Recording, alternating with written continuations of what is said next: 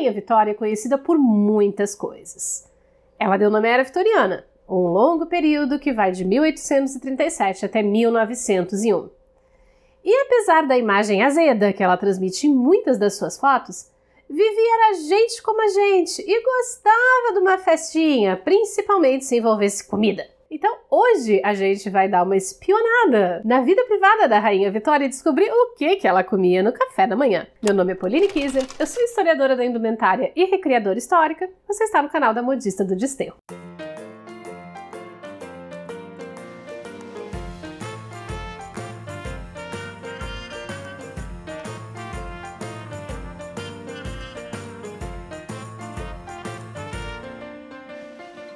Olá, modisters! Tudo bem com vocês aí desse lado?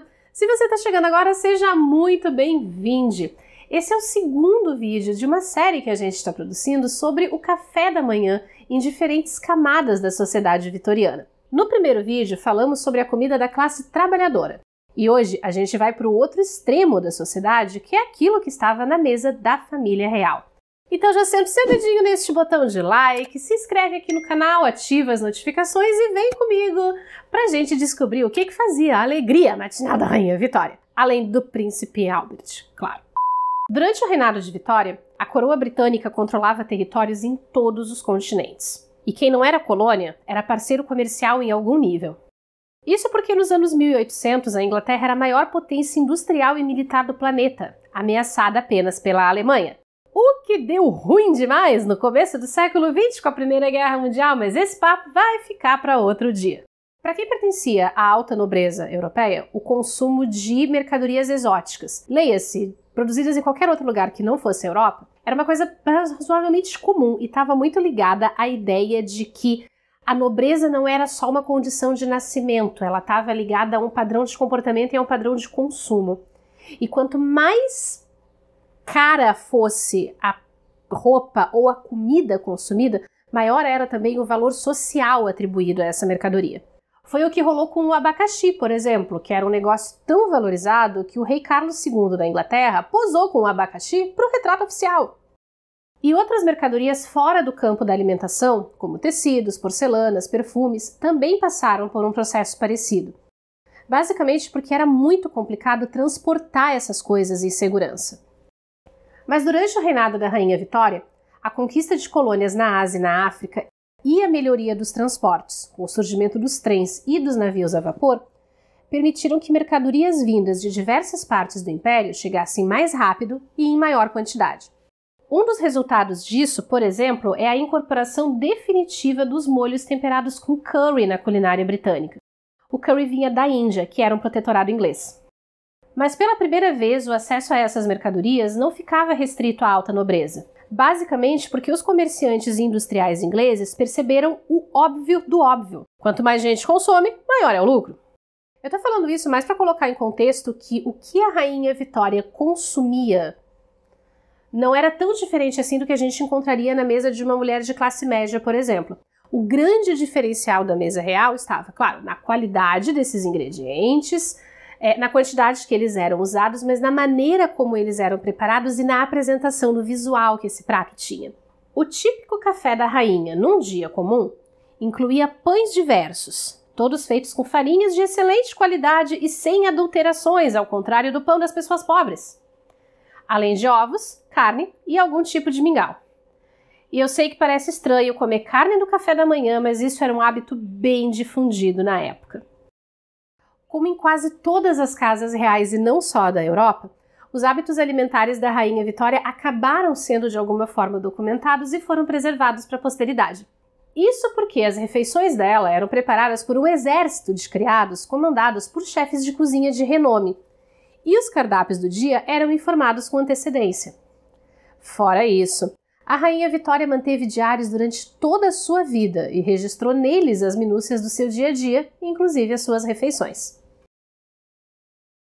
Em uma manhã de 1858, ela nos conta que comeu costela de carneiro com batatas amassadas. Em 1875, o cardápio já estava mais generoso. Salsichas com batatas, badejo grelhado, ovos pochê com molho, ave assada e fria, provavelmente uma sobra do jantar do dia anterior. Por volta de 1880, quando a Rainha Vitória já era uma senhora, o café da manhã dela passou a incluir obrigatoriamente 2 pratos de origem escocesa. Um mingau com aveia e adoque defumado, que só era produzido do jeito que ela comia na Escócia. Tudo isso sempre acompanhado de muito chá, que nesse momento já tinha se tornado a bebida nacional da classe alta inglesa. Em dias importantes, quando havia algum tipo de comemoração programada, era comum que a rainha reduzisse o seu café da manhã para algo mais leve, como ovos e bacon e uma xícara de chá, o que também ficou registrado nos seus diários. Mas em muitas ocasiões, o café da manhã em si era uma refeição comemorativa, como é o caso do casamento do seu neto, o futuro rei George V, em 1893. Em ocasiões como essa, os menus eram impressos em francês, em papéis especiais, muitas vezes decorados à mão e coloridos, e meio que serviam como uma lembrancinha do evento. E para nossa alegria, muitos deles sobreviveram e nos deixam dar uma espiadinha no que essa galera comia. No casamento do neto, em 1893, a Rainha Vitória foi servida com sopa à imperatriz, caldo de galinha com cristas e rins de galo, arroz e ervilhas servido com panquecas, creme de arroz à polonesa, uma sopa cremosa feita com aspargos e couve-flor engrossada com farinha de arroz. E ainda um carré de cordeiro assado em molho italiano, que era feito com presunto, cogumelos e ervas finas e servido acompanhado de alcachofras. Eu já estava muito de boa só com o creme de arroz e o carré, porque cá entre nós eu estou dispensando qualquer coisa que leve rim, mas isso aqui era só o começo. Tiras de peito de filhotinhos de pato cozidos em vinho branco, aquela cebola pequenininha de fazer conserva e bacon, tudo isso servido numa travessa forrada com alface.